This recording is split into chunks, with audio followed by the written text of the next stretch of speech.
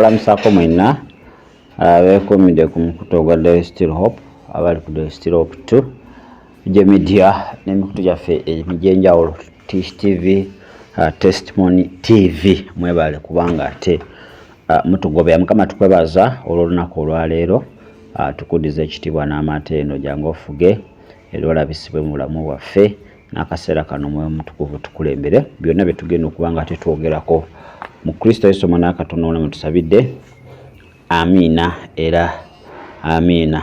Kale nakwanja tutunulire engeri gye tusobola okusumululirwamu ddala okuva mu bulumbaganyi bw'amakanisa ag'abannabbi b'obulimba ge twasabiramu oba ge tubadde tusabiramu. Bantu bangi ogenza okizuula nti kanisa gy'olimu si ntuufu ate n'ovaamu. So kati ovaamu abantu abasigala nga bakulumba mu birooto n'okuyita mu ngeri endala era abamu beesanze ng'obulamu bwabwe bwonoonese, mirimu gifudde, maka gafudde, abamu tebamanyi bambi kyakukola. So abamu balowooza nti okuddayo kisobola okubayamba obulamu bwabwe ne butereera, naye ate oluusi aba bongezi kwonoona ki? Kwonoona mbeera. Kakati njatutunulire nti osumululwa otya ddala mitendera ki? Kubanga deliverance is a process. Tosobola kusumululwa lunaku lumu wadde kisoboka Kristo asobola okukikola naye ate tosumululwa mu ngeri za njawulo. Oyinza okuba ng'ekyo wakiwangula n'ate waliwo ekirala kyo kyakabirira Mukama ng'ate waliwo yakiwangula. So deliverance tekoma paka nakati ffenna tukyayita mukola ki? Mu kusumululwa. Kakati omutendera ogusooka nga wakava mu makanisa ago era ng'oyagala okomya obulumbaganyi obwo obukulumbibwa mu birooto ne mu bintu eby'enjawulo, kwe kuddamu n'oyatula Kristo. Kubanga eri gye wayatulira kyali kintuntu kikanisa, tomanyi Kristo gwe wakkiriza. So kakati onoonye ekkanisa oba onoonye omuntu oyo aweereza Kristo mazima ne mwoyo, n'oddamu n'oyatula omwana wa Katonda omulamu. Kuba yekka yasobola okukukuuma okuva mu bulumbaganyi bwaki? Bw'amakanisa agatali ga bwa Katonda. Yekka gwe tosobola, kubanga era ogezezaako bigaali, buli kimu okigezezaako. So okkiriza Kristo n'ajja mu bulamu bwo atekinga over, oba yatandika okuba nga akola ki? Yatandika okuba nga ate afuga. So kkiriza omwana wa Katonda, mwatule mwanirize mu bulamu bwo. Abaluumi 10 agamba nti kasita omuntu akkiriza na mutima gwe okuweebwa ki? Obutuukirivu, ate n'ayatula n'akamwa ke okuweebwa obulokozi. Era Bayibuli egamba nti oyo alina omwana alina obulamu. So buli obeera n'omwana wa Katonda oba ofunye bulamu bwennyini ate n'obukuumi, obeera ne full assurance nti ogenda kukuumibwa. Ekyokubiri, ban or destroy anything you got from the false churches. Fulumya, yokya, zikiriza buli kintu kyonna kye baakuwa. Manyi tugamba amakanisa ago baliwo bye batuwa, neekeresi, manya kalenda, manya miti, manya bibala, mazzi, munnyu, mafuta. Kati ebintu ebyo kasoba ng'obavuddemu ate n'osigala ng'okyabikozesa, kitegeeza osigaza point of contact. Bakyasobola okufuna, bakyasobola okulondoola, spiritual bakyasobola okutrackinga, wadde physical osobola osenguka n'ogenda wa, naye ate baba bakyakulinako ki? Access, kubanga oba olina ebintu byabwe bye basobola okuba nga bakozesa. So ebintu ebyo fulumya mu nnyumba, njeyo biki, yokya bwokya. Oba gw'otya funayo omuntu omukkiriza atatya alina Kristo, ebintu ebyo babikwokere, osobola okuba nga ate Kristo y'aba afuga, y'aba abeera mu nnyumba yo, Kristo y'aba abeera mu bulago bwo. Si nti bifaananyi by'abannabbi bijjudde mu mayumba gammwe kyokka mugamba mwavaayo. Kati baba basigala bakyakola ki? Bakyakukontrolinga. So ebintu ebyo bifulumye byokye, then ojja kuba nga otandise olugendo olw'okusumululwa. Ekintu ekyokubiri, pray over whatever you give them. Nti waliwo ebintu bye twatwalangayo enkwaso sente, bifaananyi, bikigomanyi byonna bye bakusabanga n'otwala. Kati ebintu ebyo bibeera ku byoto byabwe era bibayitamu okuba nga balonkinga obulumbaganyi eri obulamu bwo. Kati ebintu ebyo balina obbisabira, olina obbisabira obinyike musaayi gwa Yesu, osobole okuba nga ate osumululwa nti ne bwe banaabisigaza bibeere nga bifaananyi naye nga tebikola nga tebikola. Naye mmwe babajjajjako dda ebintu naye gwe tofaayo, gamba akasana avaayo. Wavaayo naye olina kyewalekayo kye basobola okukozesa okukola ki, okulondoola. So ebintu ebyo tubisabire. Ekyokubiri, disconnect yourself totally from them, nti beesaleko. Toddamu kukwata masimu gaabwe, toddamu kulaba TV zaabwe, batera osindika ababaka.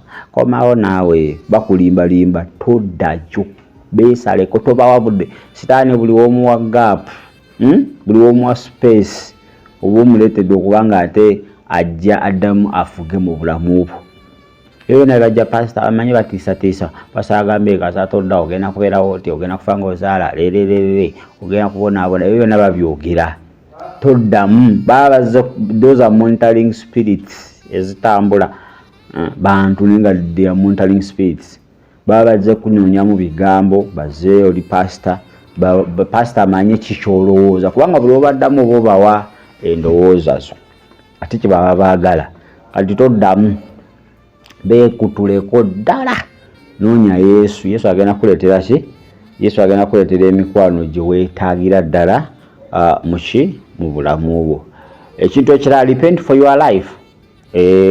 Olina otwala obudde oyingireko mu kusaba n'okusiiba ku lw'obulamu bwo, weenenye ogabe Mukama, saasira Yesu, saasira Katonda wange, saamanya nalekawo Katonda omulamu naye ntandika okusinza bikatonda. So olina okutandika okwenenya ku lw'obulamu bwo, lwa famire yo, kulaba byonna byobadde okola ki, byobadde otambuliramu mu makanisa ago. Alusa amakanisa g'abannabi b'obulimba babaliisa ebintu, babakozesa, okitegeera. So olina okwenenya, olina ofunayo obudde okabire Mukama, wenenye ku lw'obulamu bwo, asobole okukukyusa, asobole okukunaaza n'omusaayi gwe, amaaka zonna ez'omubi ze yakuteekako, osobole okuba nga ate ofuuka kitonde kijja. Bayibuli egamba bwe tulokoka tufuuka bitonde biki? Bitufuuka ate bitonde bijja. Yokaana 17:17 eyogera ku sanctification. Eka tusomeyo okwo ne Yokaana emu, Yokaana ebbaluwa 1:9 yogera nti wetwonenya ye mwesigwa okuba nga akola ki? Okuba nga ate atusonyiwa. Yokaana enjiri 17 kandabe 17 Bayibuli egamba sanctify them by your truth, your word is truth. Kitegeera, olina okunoonya ekigambo kya Katonda ge mazima, sobola okuba nga ate kikola ki? Kikulongoosa. Endala, seek deliverance from true men of God. Kuba deliverance za bika bingi.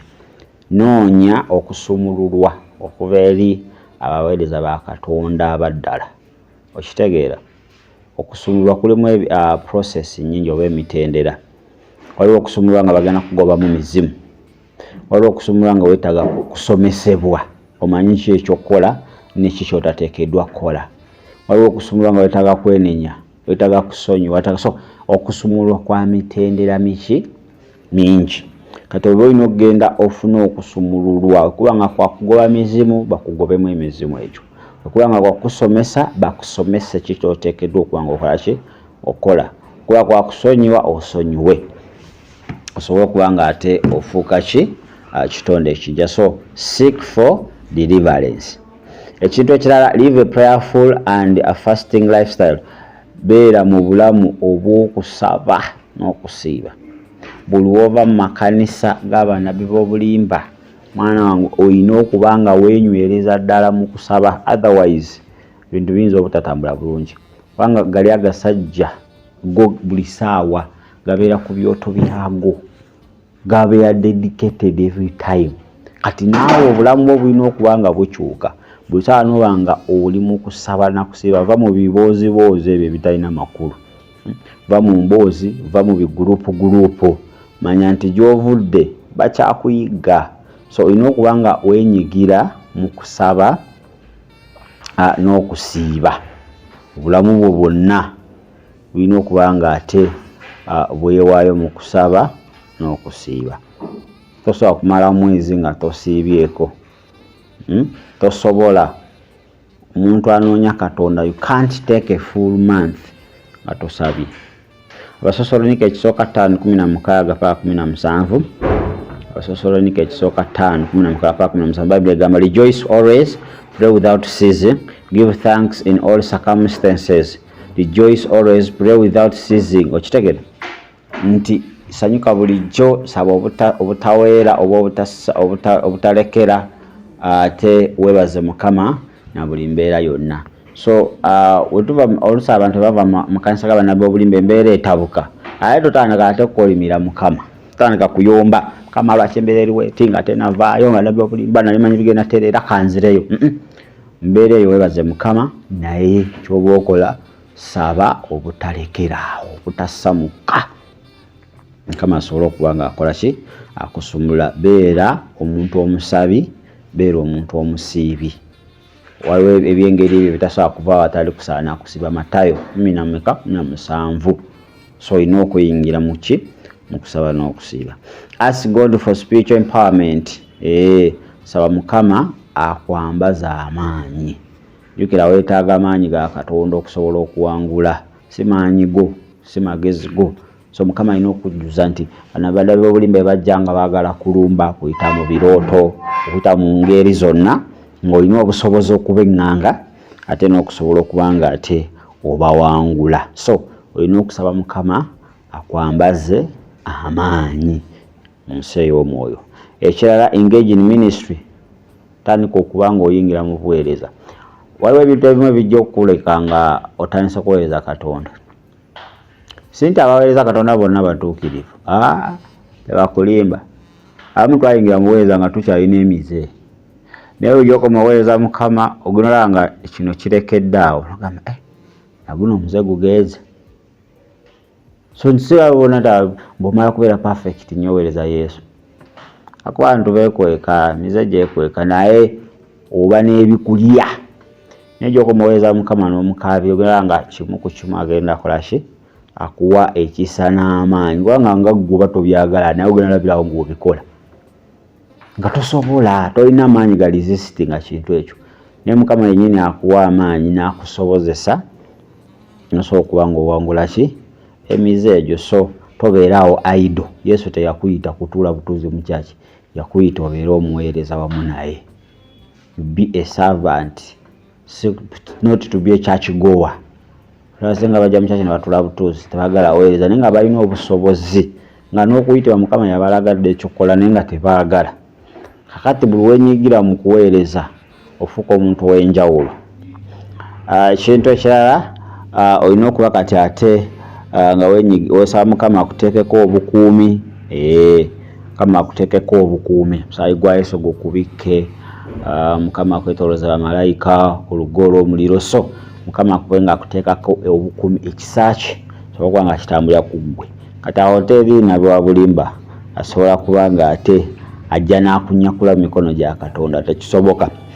Ekirala, tandika ekyoto. Beera n'ekyoto ewaka. Gwe mwennyini fuuka ekyoto kya Katonda. Bali abasajja babeera ku byoto buli ssaawa 24/7 nga baseesaamu. Akati naawe olina okuba nga otandika ekyoto eky'obwakatonda.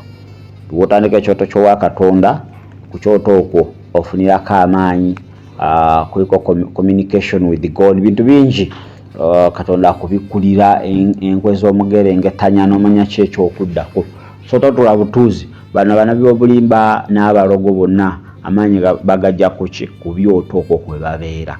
Ati naawe tandika ekyoto ewaka, ate ekyoto ekiri active oba ekikola. Si kyoto kyobeerako leero ate mwezi ogujja ate wiiki ejja, leero obeddeko, enkya obaddeko dakika 2, luli dakika 5. Olina okuba nga olina what we call determination, persistence and commitment. olina okuba nga osazeewo weewaddeyo ate ng'olemerako. Abasajja balemerako abo tomala gabajja ku bintu byabwe. Ekyokubiri, kati awo osobola ogenda mu spiritual warfare, osobola ogenda mu lutalo lw'omwoyo ate n'olumbagana ebyoto byabwe, kubanga Mukama aba amaze okukolamu omulimu, kufudde ekitonde kijja kwambazza amaanyi, okitegeera. Mukama aba amaze okuba nga ate akwetooloola, tewali omulabe wayinza yita. Kati awo osobola ogenda mu lutalo olw'omwoyo n'ozikiriza ebyoto ebyo by'abaana by'obulimba byonna bye wali okoze eki, bye wali ogenzeeko. So gye emitendera egimu ku gyo, mitendera mingi egimu ku gyo, naye omwoyo wa Mukama ajja kukuluŋŋamya na butya woyinza okuba nga ate oyimirira n'osobola okuba nga ate ofuna okusumululwa okwannamaddala mu linnya erya Yesu. Mukama tukwebaza olwa buli ssekinoomu, tukuwa ekitiibwa n'amatendo. Jangu Ayi Katonda omulungi, osumulule abaana bo balokole okuva mu busibe n'emiguwa ate gye bannabbi b'obulimba. Mu Kristo Yesu omwana wa Katonda omulamu, amiina. Nagambye kkiriza Kristo isiteepu eyasookedde ddala. Kkiriza Kristo asobole okuba nga ate akukolamu omulimu. Gamba Ayi Yesu, naku olwaleero nkuwa obulamu bwange, obeere Mukama era omulokozi waabwo, onkulembere onsisinkane Mukama, naze n'omusaayi gwo nsobole okuba nga nsaanidde okuweereza ate n'okuyimirira mu mpya zo. Mu Kristo Yesu omwana wa Katonda omulamu tusabidde, amiina. Kale wadde mulabe mulungi, ndowooza kaneetoolemu katono nnyo wenkomawo, ngenda kuba nga ate tulaba how to deal with the spirit of backwardness or stagnation. Tusobola tutya okuyimirira ate ne tuwangula omwoyo w'okudda emabega oyo. Leero omulokole oli ku fire, enjo ozikidde. Luli oli ku fire, luli ozikidde.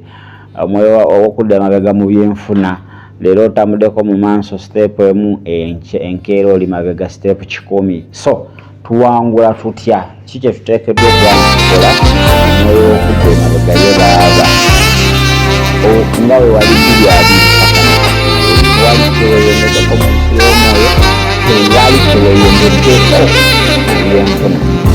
Bintu byonna byongera kwonooneka. Ogezezaako oli mukozi naye buli kimu kikozeeki ekimu kigaali. Byafunira ebintu ebyo kasita tumala okuvaako omukozi owamu katono